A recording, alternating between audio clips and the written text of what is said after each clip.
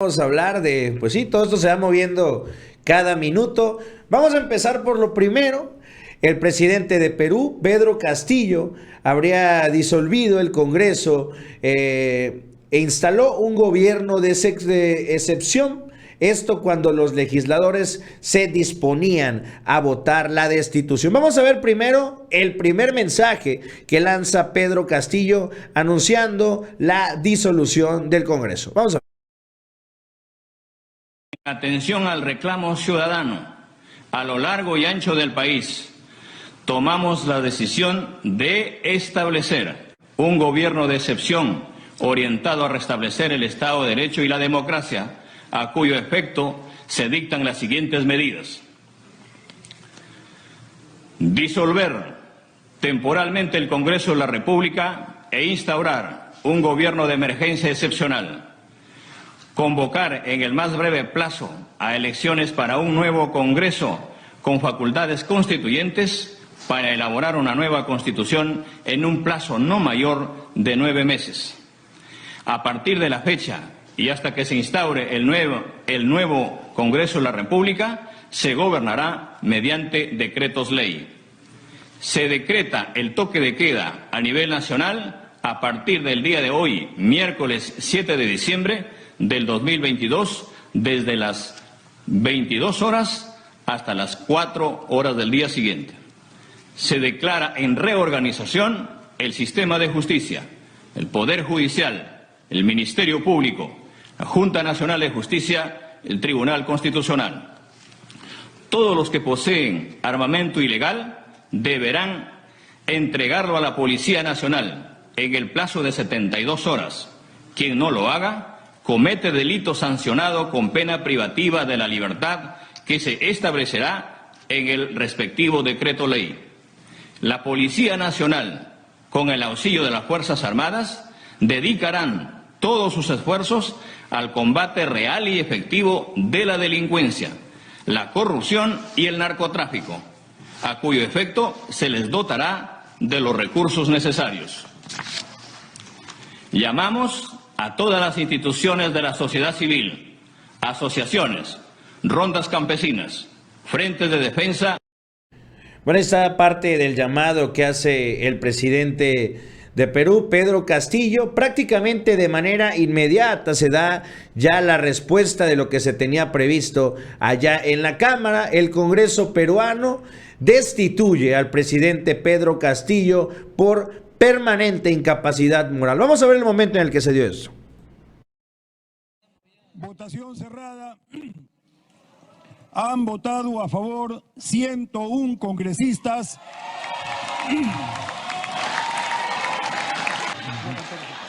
Bien, señores congresistas, voy a continuar.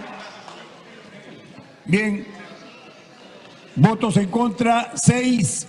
Abstenciones, 10. Ha sido aprobada la resolución que declara la vacancia de la presidencia de la República por la causal prevista en el inciso 2 del artículo 113 de la Constitución Política del Perú, concordante con el artículo 117 de la Carta Política. En consecuencia, se procederá al régimen de sucesión presidencial establecido en el artículo 115 de la Constitución Política del Estado. Señores congresistas, se solicita la dispensa del trámite de aprobación del acta para ejecutar lo acordado en la presente sesión. Si no hay oposición por parte de ningún congresista, se dará por aprobada. Ha sido aprobada. Pues ahí finalmente aprueban ya la destitución de Pedro Castillo. Inmediatamente pues empezaron a sonar las alertas de qué era lo que iba a pasar. Empezaron a comunicar que pues Pedro Castillo iba a intentar salir a como diera lugar inmediatamente del país. Y parte de eso fueron estos videos que estuvieron circulando, en donde los ciudadanos empezaban a bloquear el acceso a la Embajada de México en Perú ante un posible escape. Vamos a ver cómo se dio este momento. Momento en que esta camioneta bloquea buena parte de un carril de la avenida Basadre en San Isidro, generando una tremenda congestión vehicular ante el rumor de que Pedro Castillo busque refugio, busque asilo aquí en la Embajada de México en San Isidro. Esta parte de lo que se reportaba, que pues sí, intentar evitar de que llegara Pedro Castillo a la embajada mexicana allá en Perú. Finalmente, un par de minutos después, cercana a la 1:40 de la tarde, ya están algunas de las imágenes de cómo Pedro Castillo ha sido detenido. Ahí lo vemos, está bajando de este vehículo, de esta camioneta Jeep, y ahí está rindiendo también ante las autoridades. Hay un video, vamos a verlo también, de cómo se movilizan toda la policía, todas las fuerzas armadas para la detención del presidente de Perú.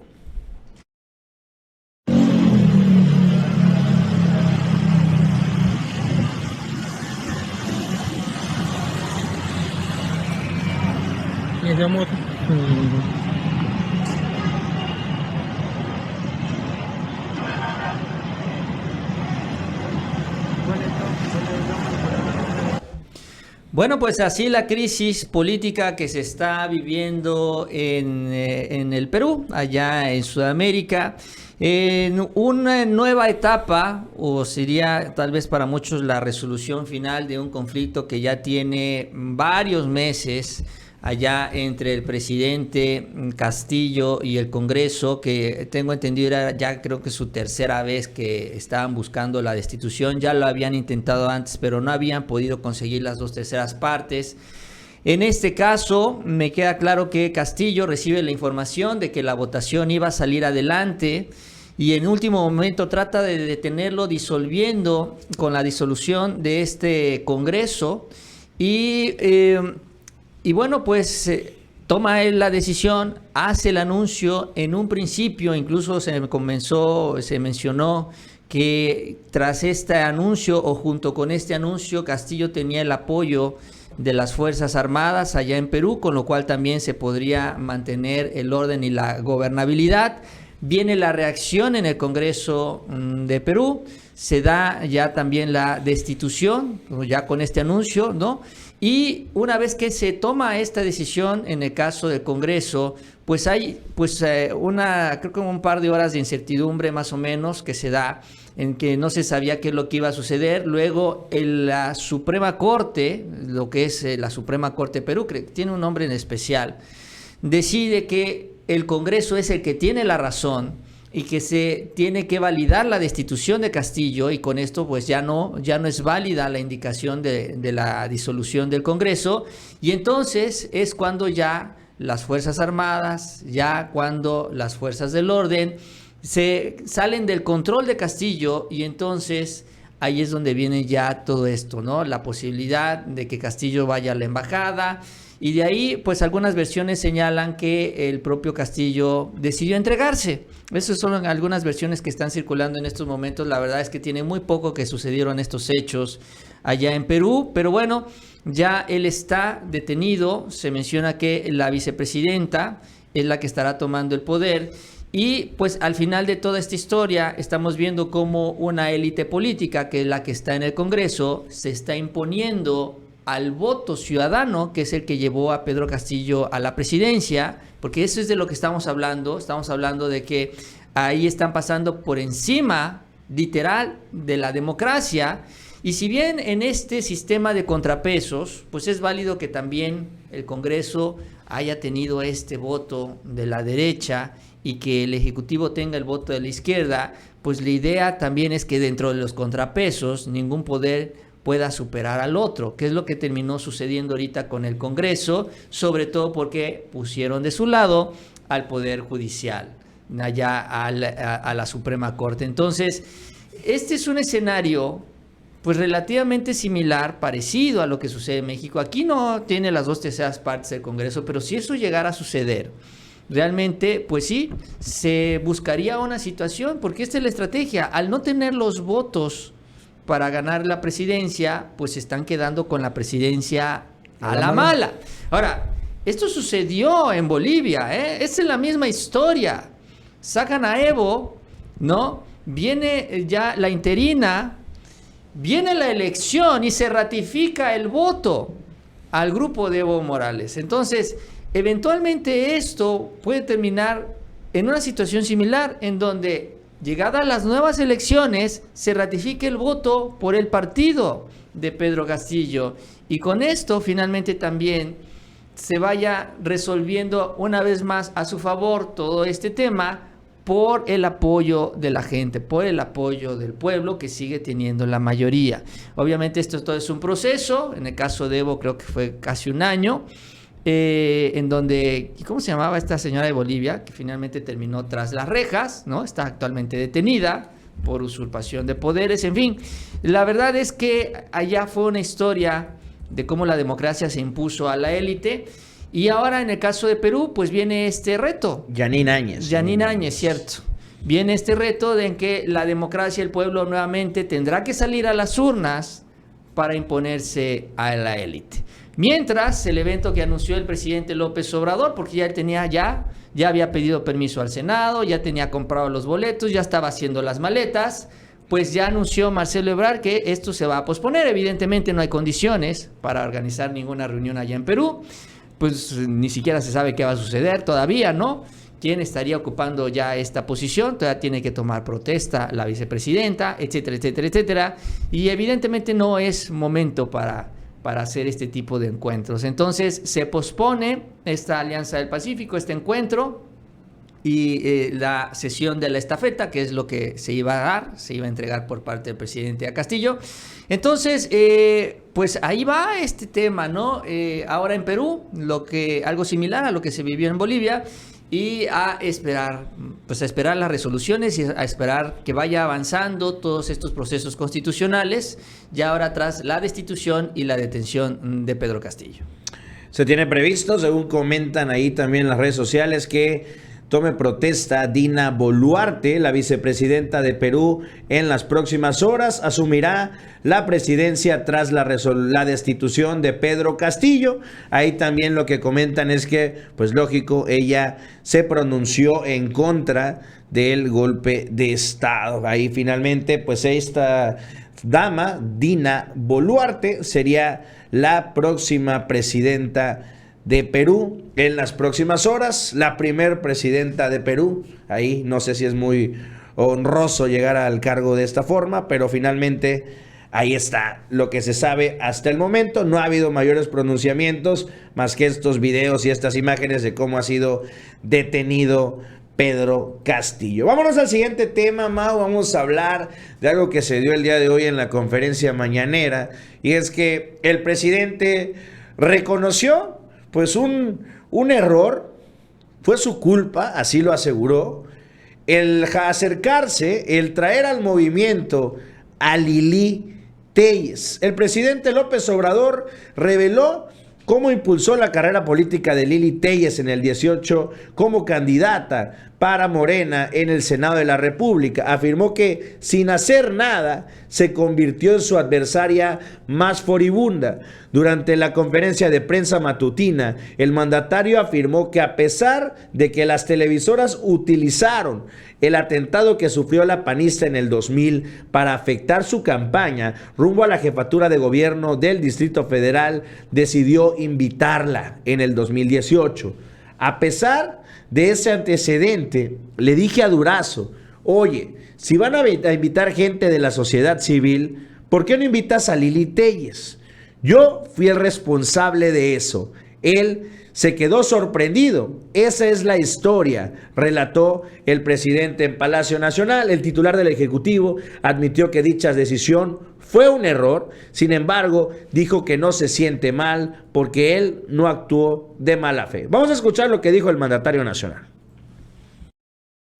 Les voy a contar el caso de Lili Téllez. Es interesante. Cuando yo fui candidato a jefe de gobierno,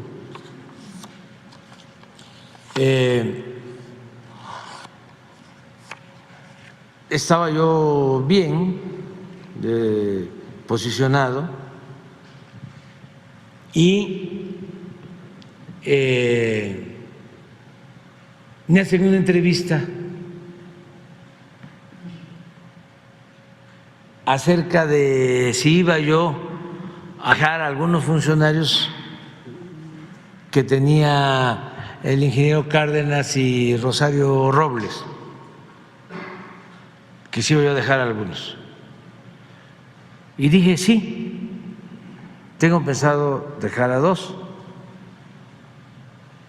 a el ingeniero Buenrostro, que era de Obras Públicas, César, muy bueno, finado, y otro finado, Samuel del Villar, que era procurador de primera. Samuel fue mi maestro en la Facultad de Ciencia Política, doctor en Derecho en Harvard. Además, nos daba economía en primer semestre de ciencia política, de 7 a 9, temprano. Genial, de primera, recto. Pero a él le había tocado atender el asunto del asesinato de Paco Stanley.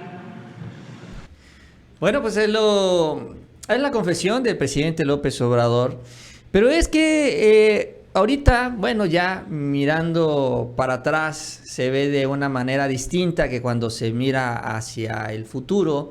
Hay que recordar en ese 2018, 2017, 2018, cuando se va ya configurando la participación del presidente en la elección presidencial, cuando ya Morena se va consolidando también como una fuerza política competitiva, empieza ya a circular la preocupación, ¿no?, sobre pues el peso del sistema, ¿no? Vaya, y eso pues lo recordamos mucho, ¿no? Se sufrió mucho sobre la posibilidad real, muy real, de que aún teniendo una alta votación y ganando también por una buena diferencia, el sistema le iba a quitar el triunfo al candidato Andrés Manuel López Obrador. La duda era, y esa es la que nos hacíamos, yo en lo personal me hacía, porque sabíamos que estaba arriba en las encuestas, sabíamos que llevaba 10, 15 puntos más en las encuestas, pero lo que no sabíamos es si lo iban a dejar pasar. O sea, esa era la preocupación. ¿Lo van a dejar llegar a la presidencia?